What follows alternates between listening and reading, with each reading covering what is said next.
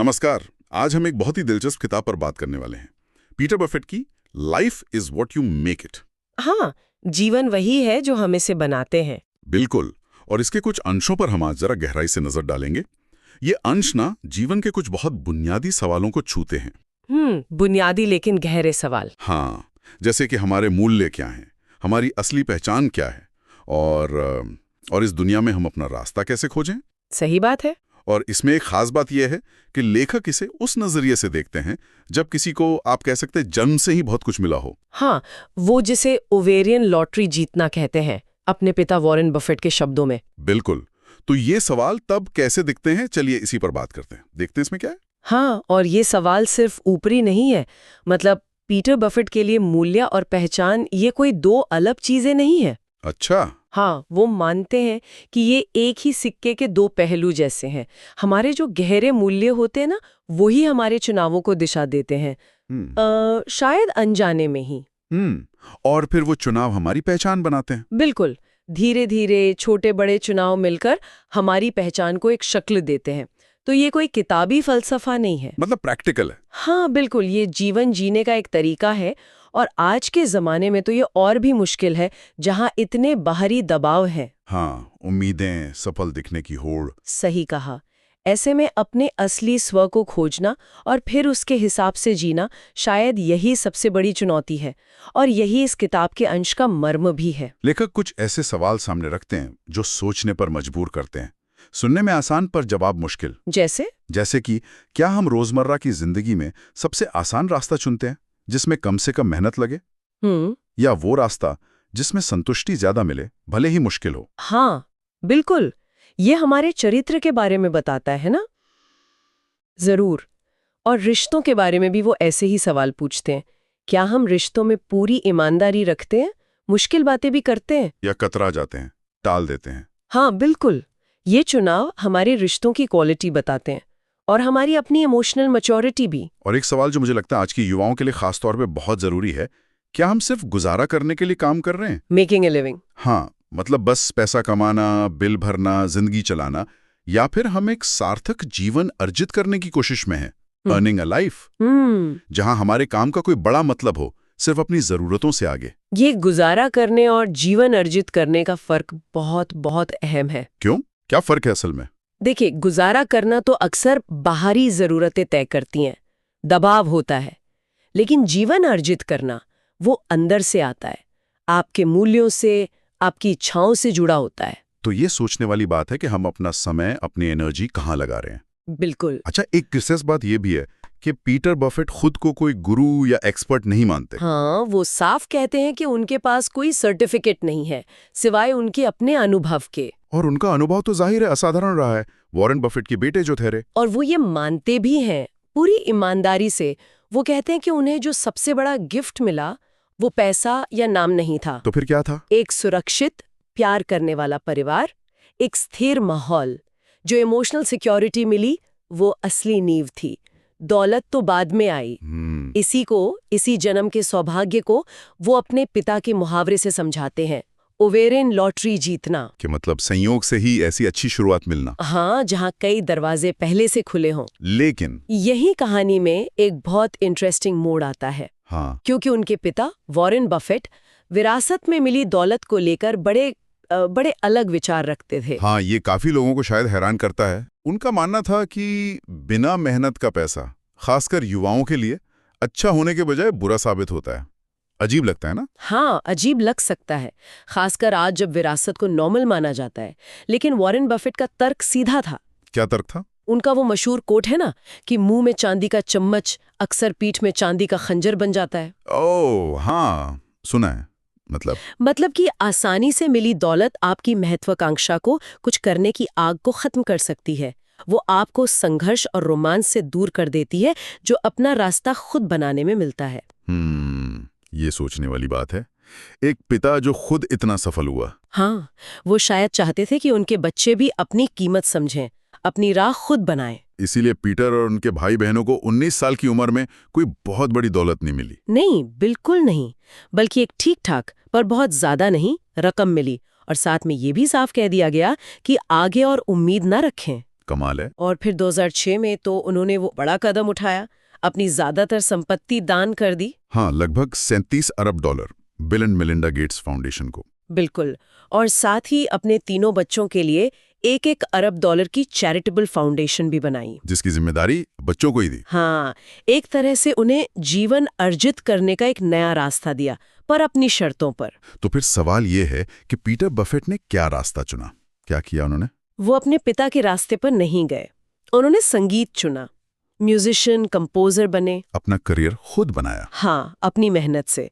और आज भी 50 के पार होकर भी वो खुद को एक वर्किंग स्टिफ यानी एक आम कामकाजी इंसान ही मानते हैं। अच्छा। हाँ, ऐसा पेशेवर जिसका अगला काम ही उसकी सफलता तय करेगा। ये पहचान उनके लिए बहुत जरूरी है। लेकिन यहाँ एक विरोधाभास सा नहीं लगता? कैसा विरोधाभास? एक तरफ वो मेहनत कर संगीतकार हैं, अपनी पहचान बना रहे, हाँ, और दूसरी तरफ वही पीटर बफेट आज $1 अरब की चैरिटेबल फाउंडेशन के सह अध्यक्ष भी हैं। हाँ, ये है। ये एक दिलचस्प विरोधाभास है। ये दोनों भूमिकाएं एक साथ कैसे? मतलब एक आम कामकाजी इंसान और $1 अरब की संस्था का मुखिया, क्या ये सच में मुमकिन है? ये गहरा सवाल है। किताब के अंश से तो यही लगता है कि वो इस विरोधाभास को स्वीकार करते हैं और शायद इसी में जीने की कोशिश करते हैं। ये दिखाता है कि बाहरी हालात कितने भी बदल जाएं, लेकिन अपनी चुनी हुई पहचान, अपने मूल्यों पर टिके रहना मुमकिन है। शायद वो फाउंडेशन का काम भी उसी कामकाजी नजरिए से देखते हो सकता है, एक जिम्मेदारी जिससे मेहनत से निभाना है। ये उनकी अर्जित पहचान को चुनौती जरूर देता होगा, पर खत्म नहीं करता। शायद पहचान बदलती रहती है, स्थिर नहीं होती। और लेखक ये भी मानते हैं कि उन्हें जन्म से विशेषाधिकार मिले हैं, सिर्फ इमोशनल सिक्योरिटी नहीं बल्कि आर्थिक मदद भी। हाँ, जो उनके पिता के हिसाब से मामूली हो, पर बाकियों के लिए तो बहुत ज्यादा थी। और वो बफेट ओक्लाम के फायदे, खुले दरवाजे, लोगों का ध्यान। बिल्कुल, वो इन्हें नकारते नहीं, बल्कि कहते हैं कि वो पूरी जिंदगी इन विशेषाधिकारों के मतलब और जिम्मेदारियों से जूझते रहे हैं। ये आसान नहीं रहा होगा। उनके परिवार में वो बाइबल वाली बात को बहुत मानते थे ना? हाँ, बिल्कुल। जिन्हें बहुत कुछ दिया गया है, उनसे बहुत कुछ उम्मीद की जाती है, उनके पिता अक्सर कहते थे। ये सिर्फ कहावत नहीं थी। नहीं, ये एक नैतिक गाइडलाइन थी। और परिवार में ये भी साफ था कि सबसे जरूरी गिफ्ट पैसे वाले नहीं है। हाँ, जैसे माता पिता का प्यार, सपोर्ट, एक मजबूत कम्युनिटी, सच्ची दोस्ती, अच्छे टीचर्स, कोई खास टैलेंट, दूसरों का दर्द समझने की क्षमता, मेहनत करने का जज्बा। हाँ, ये असली दौलत मानी जाती थी, जिसका सम्मान करना था और जिसे समाज को लौटाना था किसी न किसी तरह। और यहीं से वो बड़े सवाल फिर उठते हैं, जो सिर्फ पीटर बफेट के लिए नहीं, हम सबके लिए हैं, जिन्हें भी जीवन में कुछ मिला है। पहला तो यही कि हम इन उपहारों का कर्ज कैसे चुकाएं, चाहे वो टैलेंट हो, मौका हो या किसी का भरोसा। हाँ, और सिर्फ चुकाना नहीं, बल्कि उन्हें ऐसे इस्तेमाल करना कि उनका असर हमारे दायरे से बाहर भी जाए। दूसरा सवाल संतुलन का है। अपनी महत्वाकांक्षाओं और समाज के प्रति जिम्मेदारी, इसमें बैलेंस कैसे बनाएं? अपने लक्ष्य और सबका भला, इसमें तालमेल कैसे हो, ये मुश्किल है। और एक सवाल जो मुझे आज के सोशल मीडिया के जमाने में बहुत अहम लगता है। कौन सा? वो बाहरी दबावों से कैसे बचें, जो हमें वो बनने को कहते हैं जो हैं ही नहीं। दूसरों की उम्मीदें, सफलता के पैमाने। हाँ, हम सफलता को खुद कैसे परिभाषित करें, पैसों या दूसरों की मर्जी से नहीं, बल्कि अपने मूल्यों के आधार पर? क्या ये मुमकिन है? लेखक को लगता है कि हाँ, बहुत लोग हैं जो इन सवालों से जूझ रहे हैं, शायद चुपचाप। जैसे युवा पीढ़ी? हाँ, जो अपनी राह खुद बनाना चाहती है, जोखिम लेकर भी, जो अपनी पहचान अपने काम और मूल्यों से बनाना चाहती है, ना कि सिर्फ परिवार के नाम से। और माता पिता भी सोचते होंगे। बिल्कुल, जो बच्चों में सिर्फ सफलता की भूख नहीं, बल्कि कृतज्ञता, साहस, जिम्मेदारी जैसे मूल्य डालना चाहते हैं, ताकि बच्चे हक जिताने वाले ना बने। सही कहा। और फिर वो सब लोग भी हैं जो समाज में रहते हैं, समृद्धि भी देखते हैं और असमानता भी, जो अपने मिले हुए उपहारों का सम्मान करते हैं और उनका इस्तेमाल सिर्फ रोजी रोटी के लिए नहीं, बल्कि कुछ अच्छा करने के लिए करना चाहते हैं। तो ये किताब शायद इन्हीं लोगों से बात करती है। हाँ, उन्हें बताती है कि आप अकेले नहीं हैं।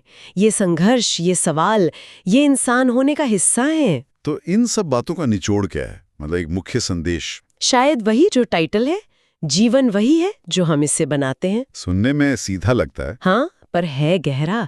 इसमें एक बड़ी जिम्मेदारी है और एक बड़ा मौका भी। बिल्कुल, अपने जीवन को अपनी शर्तों पर, अपने मूल्यों के हिसाब से गढ़ने का मौका। लेकिन ये आसान नहीं होता होगा। नहीं, बिल्कुल नहीं।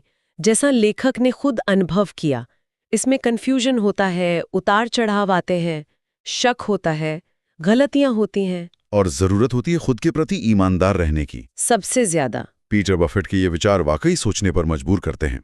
और ये सिर्फ ओवेरियन लॉटरी वालों के लिए नहीं है। नहीं, बिल्कुल नहीं। ये हर उस इंसान के लिए है जिसे जीवन में कुछ भी मिला है। अच्छी सेहत, पढ़ने का मौका, कोई हुनर, किसी का साथ। हम सब किसी न किसी रूप में लकी हैं। हाँ, और ये चर्चा हमें वापस वहीं ले आती है कि हमारे मूल्य और पहचान जुड़े हुए हैं। रोज के छोटे छोटे चुनाव। हाँ, आसान रास्ता या मुश्किल, सच या टालमटोल, सिर्फ अपना सोचना या दूसरों का भी, यही धीरे धीरे तय करते हैं कि हम कौन हैं और हमारा जीवन किधर जा रहा है। ये एक लगातार चलने वाली यात्रा है, खुद को बनाने की। बिल्कुल। ये सब सोचते हुए एक सवाल मन में रह जाता है, जिस पर शायद अंश में सीधी बात नहीं है, पर जुड़ा हुआ है। क्या सवाल? अगर ये सच है कि जीवन वही है जो हम इसे बनाते हैं, तो फिर समाज की जो बनावट है, अवसरों की जो भारी असमानता है, हाँ। वो किसी इंसान की अपना जीवन बनाने की क्षमता को कितना प्रभावित करती है, कितना रोकती है? ये बहुत ही अहम और मुश्किल सवाल है। क्या हमारे चुनाव वाकई पूरी तरह आजाद होते हैं, या फिर हमारी सामाजिक आर्थिक पृष्ठभूमि उन्हें बांधती है? पीटर बफेट खुद ओवेरियन लॉटरी की बात करते हैं, यानी शुरुआत सबके लिए बराबर नहीं है। तो फिर ये जीवन बनाने की जिम्मेदारी और क्षमता ये समाज में कितनी बराबर बंटी हुई है? इस पर सोचना शायद इस चर्चा का अगला कदम हो सकता है। ये व्यक्तिगत जिम्मेदारी और सामाजिक सच्चाई के बीच का तनाव है। वाकई ये एक ऐसा सवाल है जो सोचने के लिए मजबूर करता है। इस गहरी और विचार जगाने वाली चर्चा के लिए धन्यवाद।